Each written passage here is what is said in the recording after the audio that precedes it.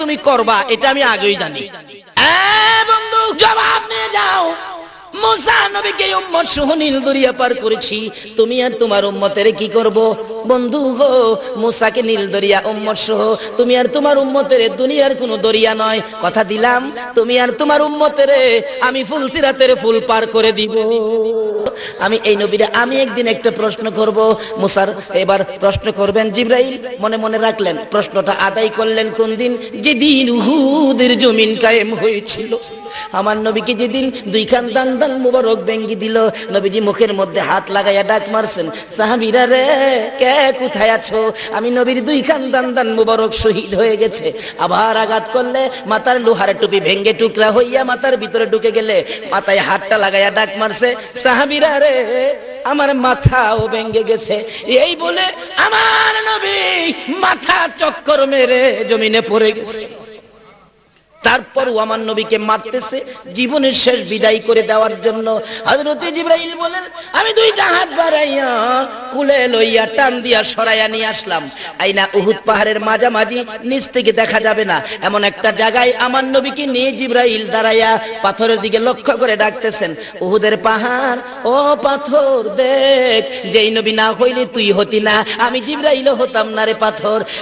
নবীরে মারতে মারতে কি অবস্থা করেছে, একটু বিছানার ব্যবস্থা করে দে, আমি আল্লাহর হাবিবকে শুয়াইয়া রাখি। জিবরাইল বলেন, এই কথা বলার সাথে সাথে দেখি লম্বা একটা পাথর ফাইটা তুলার মতো নরম বিছানা হইয়া যায়। জিবরাইল ওই বিছানার মধ্যে আমার আপনার নবীকে শুয়াইয়া মাথার পাশে বসে বসে প্রশ্ন করতেছিলেন, ইয়া রাসূলুল্লাহ দাঁত ভেঙে গেছে, ব্যথা কেমন লাগে? আমি জিবরাইলের কাছে বলুন।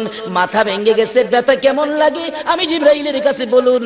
আমার নবী চুট্টু চুট্টু সুরে বলতেছেন, চোখের পানি ছেড়ে ছেড়ে বলতেছেন, জিবরাইল রে দাঁত ভাঙ্গা ব্যথা কেমন লাগে জিগাইলি, মাথা ভাঙ্গা ব্যথা কেমন লাগে জিগাইলি, আমার উম্মতের ব্যথা কেমন জিগাইলি না। জিবরাইল দাঁত ভাঙ্গা মাথা ভাঙ্গা ব্যথার চাইতে আমি নবীর গুনাহগার উম্মতের ব্যথা বেশি। এই নবীরে ডাক দিতেন না, দিতেন না, ইয়া মুহাম্মদ পিয়ারা নবী এসো নিরালা, ইয়া মুহাম্মদ পিয়ারা নবী। ভাইসা এই নবীকে ভালোবাসা দিয়া ওলি হইছে, আলোচনা সংক্ষেপে আসলাম। এই নবীকে প্রেম দিয়া ওলি হইছে, আর এই ওলিদের পাওয়ার কত হইছে কি বলেন? ভারতের জমিনে যায় দেখি, খাজা মঈনুদ্দিন চিশতি রহমাতুল্লাহ আলাইহ আইনা সাগরের কিনারে একটা পাহাড় 3-350 ফিট উপরে, এটা খাজা বাবার চিল্লা বলেন। এখানে পাহাড়, পাথরের পাহাড়ের মধ্যে অটোমেটিক কাটা একটা সুরুং, এর মধ্যে নাকি খাজা মঈনুদ্দিন চিশতি রহমাতুল্লাহ আলাইহ বসে বসে আল্লাহকে ডাকতেন, নির্জনে বসে থাকতেন। একদিন তার একান্ত ভক্ত মুরিদ খাজা কুতুবউদ্দিন বখতিয়ার কাকিকে বললেন, কুতুবউদ্দিন এই লোটাটা দিয়ে আমার জন্য আইনা সাগরতে 1 লোটা পানি নিয়ে আসো। উনি বলেন, হুজুর পানি দিবনি, তুমি যাও না। নিচে নামছে, নামলে পাহারা ছিল নদীর মধ্যে, বড় বড় নেতাদের পক্ষ থেকে পাহারা, যে মঈনুদ্দিন মুসলমানকে পানি দেওয়া যাবে না। লোটা নিয়ে যাইতেছে আর বলতেছে, আমার হুজুর পাঠাইছে 1 লোটা পানি দিবা, আমার হুজুরের পানি দরকার। কই পানি দেওয়া যাবে না। আরে বাবা এত বড় সাগরের পানি, আমার 1 লোটা পানি দিলে কি হবে? দেওয়া যাবে না। ডাহে হুজুর এরা তো পানি দিতে চায় না। খাজা মঈনুদ্দিন বলেন, আর একটু আগে তুমি যাও, আরেকটু যাও, আরেকটু যাও, আরেকটু যাও। হুজুর আর যাইতে দেয় না, এই যে দেখেন তারাইছে, আমার মারবো তারা, আর যাইতে দেয় না, একবার ধরে রেখেছে, যাই দিব না। খাজা মঈনুদ্দিন উপর থেকে ডাকে, এ পানি, আরে কুতুবউদ্দিনকে যখন যাইতে দেয় না তোমরা আইসা বললেই তো হয়। আল্লাহর ওলিরা এই পাওয়ার পাইছি কিনা কোন তো? আরে বিশ্বকাপের খেলোয়াড় তো মিয়া, ডাক দিতে দেরি, আইনা সাগরের পানি লোডার ভিতরে আসতে দেরি হলো না। এমনকি মাটির কুয়ার পানি পর্যন্ত শুকাইছে, এমনকি টিউবওয়েলের চাপ দিলে নিচের পানি পর্যন্ত শুকাইছে। দুনিয়াতে দেখেন না কোর্ট কাছারির মধ্যে এক জাতের ব্যক্তি আছে, তারা আইন বই পড়ছে, সাবজেক্ট পড়ছে। কোর্টের মধ্যে যারা আইন বই নিয়ে কথাবার্তা বলতে পারে তাদেরকে আমরা কি বলি? উকিল। উকিল আইন বিশেষজ্ঞ। এরা পড়ছে দুনিয়ার সাবজেক্ট, আর আল্লাহর ওলিরা পড়েছে ওই উপরে নিচের সাবজেক্ট। জোরে জোরে কোন সুবহান। ওই সাবজেক্ট পড়লে মিয়া কি হয় দেখেন না, সাবজেক্ট পড়ছে আল্লাহর ওলিরা আর সাবজেক্ট পড়েছে উকিলরা। এক আল্লাহর ওলিরা দুনিয়াতে ওকালতি করে না, তারা ওকালতি করবে আল্লাহর কোর্টে। আর দুনিয়ার আইন সাবজেক্ট নিয়ে যারা পাস করেছেন তারা তো দুনিয়ার কোর্টে ওকালতি করে মিয়া। কি বলেন, দুনিয়ার কোর্ট আর আখিরাতের কোর্ট, এর মধ্যে পাওয়ার কার বেশি হবে, দুনিয়ার কোর্টের না আখিরাতের কোর্টের? ওই কোর্টে আল্লাহর ওলিরা মুখ করবে মিয়া, কথা বলবে। এটা বাস্তব ঘটনা। বাজিতপুর এলাকায় এক ঘটনা ঘটছিল। এক যুবক ছেলে কলেজে পড়ে, যুবতী কলেজে পড়ে, তাদের সাথে মোহাব্বত ভালোবাসার সম্পর্ক। গরিবের ছেলে ছিল যুবকটা, কিন্তু খুব চেহারা খুব সুন্দর। আর মেয়েটা বড় লোকের ধনী বাবার মেয়ে। বলতেছে ছেলেটা যখন সুন্দর আর জায়গা না, দুইজনে মিল্লা বাবার ফান্ডেতে অনেক টাকা লইয়া ছেলেরে পাম্পট্টি দিয়া লইয়া উদাও। ছেলের বাবা মেয়ের বাবা উভয় টেনশন। আর গেল কই, মেয়ের বাবা কয় বুঝামু তোমারে, আমার মেয়ে নিয়ে গেছে, আমি এত বড় শক্তিশালী টাকাওয়ালা, দিছে কেস করে নারী অপহরণ। কিন্তু পুলিশ ঘুরতে ঘুরতে হঠাৎ মেয়েটারে উদ্ধার করে নিয়ে আসছে। মেয়েটা কোর্টে গিয়া বলছে, বাবা কইছে তুই কস না যে আমার জোর করে নিয়ে গেছে। কোর্টে গিয়া বলছে যে স্যার আমাকে জোর করে নিয়ে গেছে, নারী অপহরণ, এত কড়া কেস চাপছে, অন ছেলে তো আর বাড়িতে আসতে পারে না, পুলিশ বাড়িতে দাওয়ায়, বাবা মা সকলে চিন্তা করে আরে ফকিন্নির পোলা তুই কেড়ে গেছলে এই কাজ করতে, ছেলে কই আছে এই খবরও তো পায় না। অবশেষে ছেলের বাবার একজনে পরামর্শ দিল, আপনিও আরেকটা কাউন্টারি কেস করেন না মিয়া। গেছে উকিলের কাছে, উকিল সাহেব এই ব্যাপার। উকিল কই মিয়া এত আইন বই পড়ছি, এটা কোনো ব্যাপার হইলো, আপনার পোলার নিয়ে আসেন। আনছে, রাত্রের বেলা দেখা করছে, উকিলের পায়ে পড়ে গেছে। উকিল কই বেটা কান্দিস না, চিন্তা করিস না, আইন বই পড়ছি, এটা ব্যাপার হইলো তো, তবে শুন তুই কি করবে শুন, কোর্টের মধ্যে গেলে আমি যা বলি এইভাবে তুই চলবে, এর বাইরে কোনো কথা বলিস না। দেখবেন যারা আল্লাহর ওলিদের কাছে মুরিদ হয়, বাইয়াত হয়, এরা গেলেই দেখবেন আল্লাহর ওলিরা বলেন বাবা এতদিন যা মনে চা তা করছো, এখন আমি যা বলি এইভাবে চললো, আর পাগলামি করো না, এরকম কয় কিনা? নাকি কোনো পিসাব মগবাজারের হুজুর শিখাইয়া দিছে বাড়িতে বাইরে গিয়া ওই বাবার মাথায় বাড়িটা মারবি? কখনো না। উকিল বলেন আমি যা বলি ঠিক এইভাবে কাজ করবে। আচ্ছা হুজুর ঠিক আছে, কোন কি আপনারটাই তো রাইট। কয় তোরে যাই জিগাইব তুই খালি চায়ে থাকবি, কিছু কইস না, যা কোন লাগে আমি কম। আচ্ছা হুজুর ঠিক আছে। কোর্টের মাঝে নিয়ে গেছে, বাদী বিবাদী হাজির হাজির। মেয়ের পক্ষের উকিল বলেন ম্যাজিস্ট্রেট সাহেব এই যদি হয় আমাদের দেশের যুবকদের কাণ্ড কারখানা, আপনারও তো মেয়ে ছেলে আছে স্যার, এইভাবে যদি জোর করে ঘর থেকে মেয়েদেরকে ধরে নিয়ে যায় সমাজ কিভাবে চলবে, বিচারটা কি হইতে পারে? উকিলের মুখ বুঝেনই তো, আর রাখতাছে না কিছু। অবশেষে ম্যাজিস্ট্রেট বলেন উকিল সাহেব আপনি থামেন, আমি দুইটা প্রশ্ন করি। এই যুবক তুমি এই মেয়েটাকে যখন জোর করে ঘর থেকে ধরে নিয়ে যাও তখন রাত্র কয়টা বাজে? তার উকিলের পরামর্শ কি ছিল? তোরে যাই জিগাইব চুপ করে থাকবি, রাও করব, চুপ, কথা বলিস না, চুপ চাইরিস। ম্যাজিস্ট্রেটের দিকে চাইরিস, আরে রাত্র তখন কয়টা বাজে? আরে কি ব্যাপার, কোনো কথা কয় না। আচ্ছা তখন তোমার সাথে কতজন লোক ছিল? উকিলের পরামর্শ, কথা কইস না। আরে বাবা এই কি দুইটা প্রশ্ন করলাম। আচ্ছা তখন কি তোমার কেউ দেখছে? কথা কয় না। ম্যাজিস্ট্রেট কয় ছেলে পক্ষের উকিলকে, উকিল সাহেব কি মক্কেল নিয়ে আসলেন? 24 বছর চাকরির বয়স, এই মক্কেল তোর পাইলাম না, তিনটা প্রশ্ন করলাম একটা কথার জবাবও দিল না। উকিল কয় ওই যে পয়েন্ট, আইন বই পড়ছে তো, আইনের ফাঁক। মাননীয় ম্যাজিস্ট্রেট সাহেব অনুমতি দিলে আমি কথা বলবো। হ্যাঁ বলেন। এই ছেলেটা এত সুন্দর কথা বলতে পারতো স্যার, রেডিওর মতো টপ টপ করে কথা বলতো, কিন্তু যেদিন রাত্রে মেয়েটাকে জোর করে ঘরতে বাহির করে, এই যে মেয়েটা একটা চিল্লানি মারছিন, চিল্লানিয়ে তার কানের পর্দাটা ফাইটা গেছে স্যার।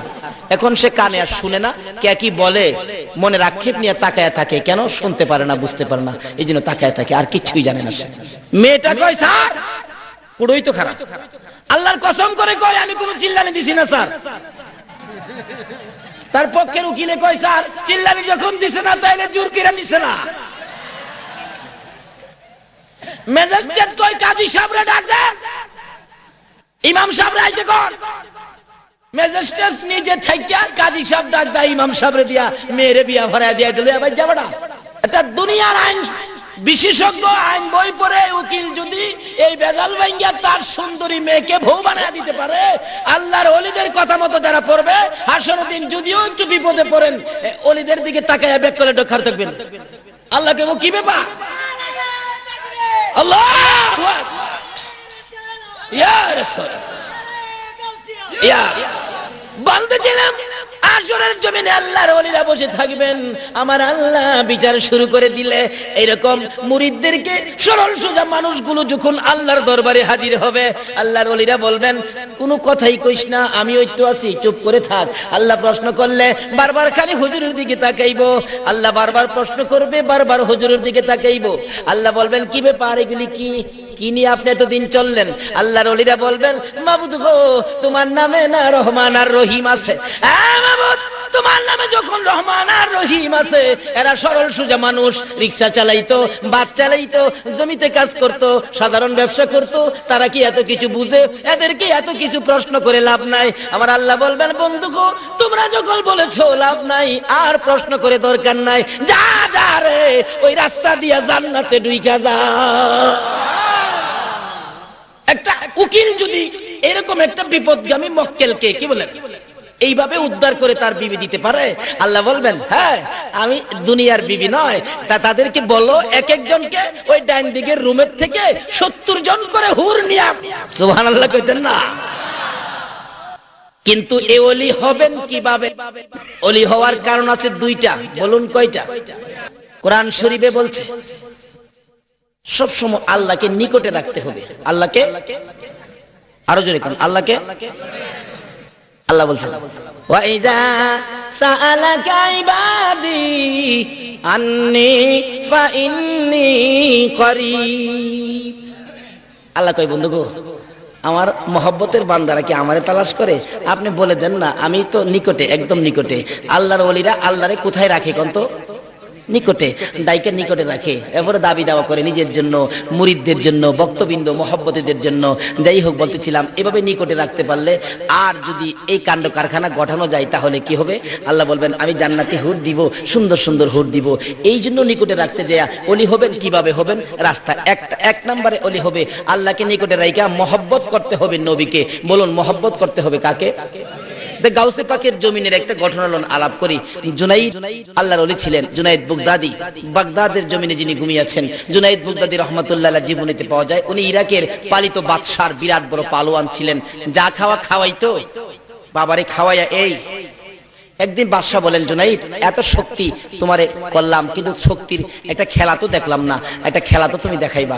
কয় ঘোষণা দিয়ে দেন, আমি জুনাইদরা যদি হারাইবার কোনো মায়ের সন্তান থাকে, নাই তো দেখেন আমার শক্তিটা। ফুস্টারিং করলেন, জুনাইদকে হারাইতে পারলে 10,000 টাকা, আমাদের হিসাব বললাম 10,000 টাকা পুরস্কার। এই অবস্থা দেখে আমার নবীর একজন আওলাদ গরিবী অবস্থায় দিন কাটে, বাচ্চা কাচ্চা নিয়ে 3 দিন পর্যন্ত চুলায় আগুন জ্বলে না। বাচ্চারা বাবার সামনে কাঁদে, কিন্তু বাবা খানা দিতে পারে না। অবশেষে বাহির হয়ে গেলেন রোজগারের তালাশে। যাইয়া দেখে একটা পোস্টারিং করা, জুনাইদ পালোয়ানকে হারাইতে পারলে 10,000 টাকা পুরস্কার। ওই আর যা করছে খোদা, জুনাইদের লগে লইরা মইরা হয়ে যামুগা, কারণ পোলার মুখে, বাচ্চার মুখে খানা দিতে পারি না, এই জীবন রেখে লাভ নাই। গিয়া বলছে, বাদশা তোমার জুনাইদ কোথায়? আমি তো জুনাইদের সাথে লড়বো। বেটাতে লড়বো কয়, ওখানেই কাঁপতাছে। বাদশা কয়, পেটে বুঝি ভাত নাই, মাথা বুঝি ঠিক নাই, জুনাইদের সাথে লড়বা? জুনাইদের নাম শুনলেই কত মানুষ হার্ট ফিল করে। জুনাইদকে জীবনে দেখছো? কয় না, দেখি নাই। দেখা যাও বাংলা রুমে যাইয়া। কই তোমার জুনাইদ? যায় দেখে বাংলা রুমে। বাবা রে বাবা, আপনি জুনাইদ? হ্যাঁ, আমি তোমার সাথে লড়বো। 3 দিন খাউন নাই, বেটা কাইতে জায়গা। বেটা বলে, জুনাইদের সাথে লড়বো। জুনাইদ কয়, বেটা পেটে ভাত নাই, 50 টাকা লইয়া বাড়িতে যাও, যাও, আমার সাথে লইরা জীবন দিও না। কয়, জীবন আমি দিব না, তুমি দিব। তুমি কেমনে জানো? আইনতে তো খালি কি হয়েছে, লড়বে। রবিবার দিন মাঠে হাজার হাজার মানুষ, ফাইনাল খেলা হইব। কি খেলা হইব? মাঠে এভাবে হাজার হাজার মানুষ। জুনাইদ নামছেন, কুস্তি লড়বে। আর আওলাদে রাসূল সাল্লাল্লাহু আলাইহি সাল্লাম মাঠে নামতেছে, কুস্তি লড়বে। মানুষ দেখে, আরে এটা কি দেখবো রে, হাতির সাথে মশা? এটা আঙ্গুলে কোথা দিলেই তো শেষ। কাছাকাছি আসলে লেফারি ডাক দিয়ে আনলেন, বাবা আপনি তো হারতেই পারেন না, আপনি কি লড়বেন? জুনাইদের আঙ্গুলের কোথা সইতে পারবেন?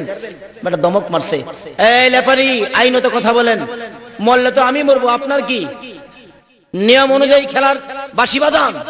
বাঁশি বাজাইবার আগে আওলাদে রাসূল জুনাইদের দিকে লক্ষ্য করে ডাক দিলেন, এরে জুনাইদ, আয় এদিকে আয়, দুইটা কথা বলার সুযোগ দিবি? হ্যাঁ বলেন। কানের কাছে মুখটা লাগাইয়া বলেন, জুনাইদ রে, আমাকে চিননি? আমি ওই নবীর বংশধর, যে নবী সৃষ্টি না হইলে জগতের কিছুই হতো না। জুনাইদ, আজকে 3 দিন পার হয়ে যায়, আমি নবীর আওলাদের চুলায় আগুন জ্বলে না। হাদিস শরীফ খুললে পাওয়া যাইব, কোন কোন দিন আমার নবীর চুলায় আগুন জ্বলত না। শুধু নবীজি নয়, নবীর কলিজার টুকরা ফাতেমার চুলায়ও আগুন জ্বলতো না, তবু তারা আমার আল্লাহকে ভুলে না। হযরতে বেলালে হাবশী বলেন, একদিনকার ঘটনা, আমার নবী বাহির হয়ে গেলেন কালিমাটা লইয়া, বাড়ি বাড়ি যাইতেন, ঘরে ঘরে যাইতেন। 15 দিন হয়ে গেল, আমার নবী 15 দিন পর মদিনায় ফিরে আসলে হযরতে বেলালে হাবশী মসজিদে নববীর সামনে দাঁড়াইয়া ডাকতেছেন, ইয়া রাসূলুল্লাহ, বাহির থেকে আইসা, সফর থেকে আইসা মসজিদের নববীর মধ্যে যাইয়া 2 রাকাত নামাজ পড়েন। আজকে আপনার পায়ে ধরি, অনুরোধ করি, আজকে মসজিদের নববীর ভিতরে আগে ঢুকবেন না, আগে ঢুকেন ফাতেমার ঘরে, যাইয়া দেখেন ফাতেমা জীবিত আছে কিনা। হুজুর গো, আল্লাহর কসম করে বলি, আপনি যাওয়ার 15 দিন পর্যন্ত এর মধ্যে ফাতেমার ঘরের দরজা খুলতে কোনোদিন দেখি নাই।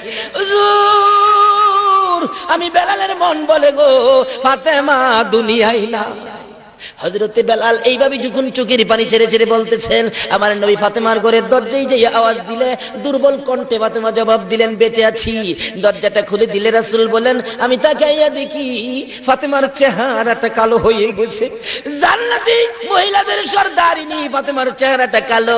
প্রশ্ন করলাম, ফাতেমা গো, ব্যাপারটা কি, এভাবে তোমার চেহারা কালো, দুর্বল কেন?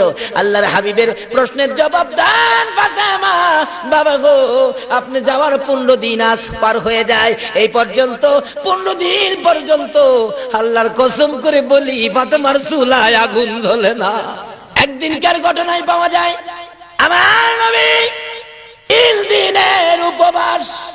এই জন্য ভাববেন না আমার নবী গরিব, এটা উম্মতের জন্য রাখছেন। কোন কোন গরিব উম্মত এই করলে আমার রাসূল বলছে, এরকম গরিবদের সাথে আমার হাসরটা হবে। কি বলেন, আমার নবী কি গরিব?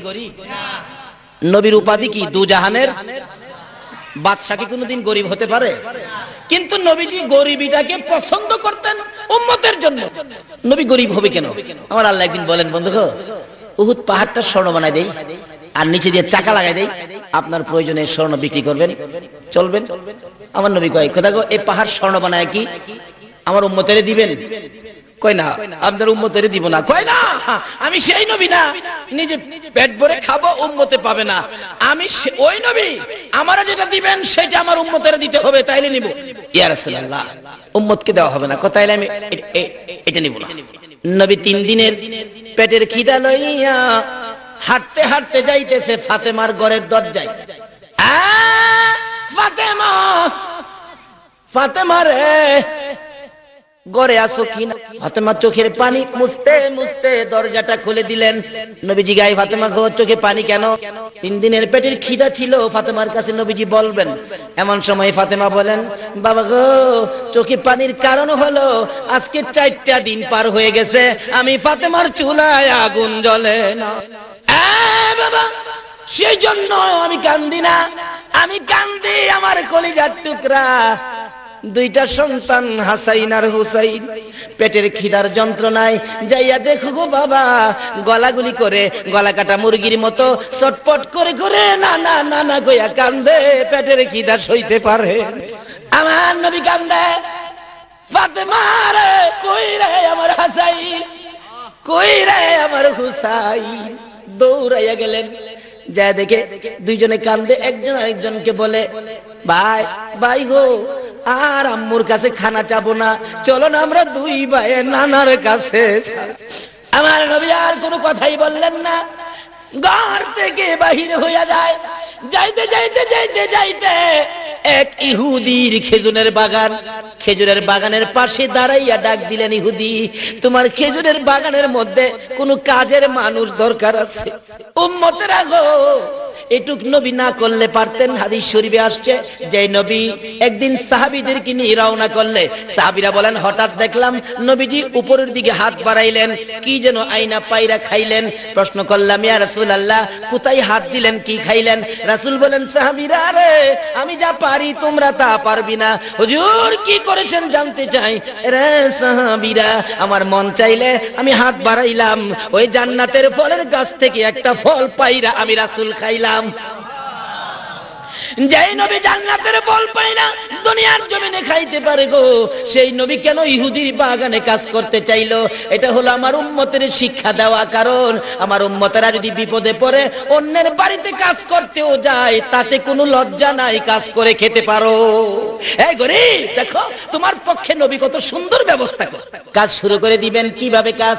কিতাবে আসছে এক বালতি পানি উঠাবে, 3টা করে খেজুর দেওয়া হবে। আমার নবী উঠাইতেছে, 8 বালতি পানি উঠাইয়া 9 বালতি পানি উঠানোর জন্য যখন পালাইলেন, রশিটা ছিঁড়া বালতি কুয়ার ভিতরে পড়ে গেছে। ইহুদি দূর থেকে দেখে, পানি উঠাও না কেন? দৌড়াই আসছেন, পানি উঠাও না কেন, পানি উঠাও না কেন, পানি উঠাও না কেন? আমার নবী বলেন বালতি ছিঁড়ে পড়ে গেছে। তুমি বুঝি বালতি ছিঁড়া ফালাইছো? আমি ছিঁড়ি নাই, ছিঁড়ে পড়ে গেছে। এই কথাই কাটাকাটি করে আমার নবীর গাল মুবারকে থাপ্পড় মারছে। নবী ডাক মারছে, ইহুদি দিল পর্যন্ত না খাইয়া আমি নবীর গালের গোশত মনে হয় কমে গেছে রে ইহুদি। এই কম গোশতের গালের মধ্যে আঘাত করেছো, না জানি তোমার হাতের মধ্যে ব্যথা পাইছো। ইহুদি আশ্চর্য হয়ে গেলেন, মারলাম আমি, আমারে জিগায় ব্যথা পাইছি নি, এটা কেমন লোক রে, এটা কোন ব্যক্তি হতে পারে রে? এবার আমার নবী বলেন, ইহুদি দেরি করিস না, আমার 8টা বালতি পানির বিনিময় 24টা খেজুর দিয়ে দে রে। আমার হাসাইন আর হুসাইন কান্দে। খেজুর লইয়া যখন রওনা হতে চাইলেন, আমার আল্লাহ বলেন, জিবরাইল আমার বন্ধুর কানে খবর দে, আমার বন্ধু হলেন রাহমাতাল লিল আলামিন, আমার বন্ধুর হাতের সিরা বালতি কুয়ার ভিতরে থাকবে, এটা হতে পারে না, বালতি যেন আমার বন্ধু উঠাইয়া দিয়ে আসে। এবার জিবরাইল বলেন, ইয়া রাসূলুল্লাহ যান কোথায়? বালতি উঠাইয়া দিয়ে যাওয়ার জন্য বলছে। জিবরাইল কিভাবে বালতি উঠাবো? আল্লাহর বন্ধু গো, আপনি রাহমাতাল লিল আলামিন, কুয়ার ভিতরে হাত দিয়ে বালতিরে ডাকবেন, দেখবেন বালতি কিভাবে আসে। আমার নবী কুয়ার পারে দাঁড়াইয়া ডাকে, বালতি রে আয় আমার হাতে আয়। আমার নবী ডাক দিতে দেরি, মরা বালতি নবীর হাতে আসতে দেরি হলো না। ইহুদি বলেন, একই কারবার জীবনে দেখি নাই, বালতি ডাক দিলে হাতে আসে। উনি কে হতে পারেন? বসে বসে চিন্তা করতে করতে দেখে উনি আখিরি নবী গো, রাহমাতাল লিল আলামিন। নিজের হাত নিজে কাইটা ফালাইছে। কি করেছো? কার সাথে বেয়াদবি করেছো? বেহুশ হইয়া পড়ে আছে। ব্যবসায়ীরা লম্বা ঘটনা দেখে মাথায় পানি দিলে জ্ঞান ফিরে আসলে প্রশ্ন করলেন, কি ব্যাপার, হাত কাটা কেন? তোমরা আমাকে আখিরি নবীর দরবারে নিয়ে যাও। নিয়ে গেলে রাসূল দেখেন হাত কাটা। বাবা তোমার হাত কাটা কেন? হুজুর বেয়াদবি করেছি, রাসূলের সাথে হাত কাইটা ফালাইছি। হুজুর গো আমার বেয়াদবির ক্ষমা হবে নি। আমার নবী বলেন, ইহুদি রে একবার পড়ো, মধুর কালিমা মাপ পাইয়া যাবে। ইহুদি বলেন, সুযোগ যখন পাইলাম হাতটা ভালো করে লই। হুজুর কালিমা পড়বো, শর্ত হলো আমার হাত যদি বালা করে দিতে পারেন। বলুন আমার নবী পারবে কিনা বলুন? নাকি আমার নবী কিছু জানে না? আমার আল্লাহ বলেন, বন্ধু লাগাও, ভর্তি করো তোমার প্রেমের হসপিটালে।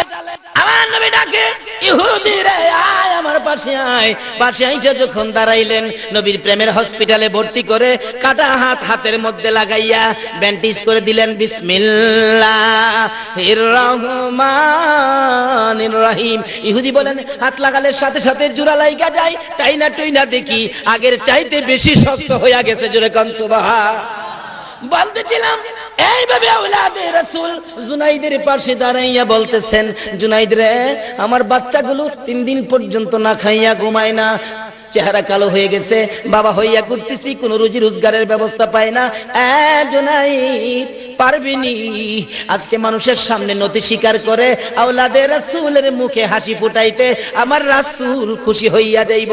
জুনাইদের কানে কানে যখন নবীর ভালোবাসা, আওলাদে রাসূলের ভালোবাসার গানটা যখন শুনাইলো, জুনাইদ মাটির দিকে মাথা দিয়া চিন্তা করে কি করা যায়। এমন সময় জুনাইদ বলেন, আমি শুনি মাটির কোণা দাঁড়াইয়া দাঁড়াইয়া আবার রাসূল যেন ডাকতেছে, জুনাইদ পারবি নি আমার আওলাদের মুখে হাসি ফুটাইতে? ফিরাইস না রে, আমি রাসূলের কলিজায় আঘাত দিস না। জুনাইদ বলেন, কণ্ঠ আমার কানে লাগতেছে। চিন্তা করলাম কি করা যায়। নিজের আমিত্ব, নিজের বাহাদুরি, নিজের বরত্ব মাটির সাথে মিশাইয়া নবীর প্রেম আর ভালোবাসার বাজারে বিক্রি করে দিয়ে আওলাদে রাসূলের সাথে কুস্তি শুরু হয়ে যায়। জুনাইদ কুস্তি লড়বে, বাঁশি যখন ফু দিলেন লেফারি, এবার জুনাইদের গায়ে যখন আওলাদে রাসূল আঙ্গুলটা লাগাইলো, চিত হইয়া জমিনে পড়ে গেছে। উঠতে পারে না।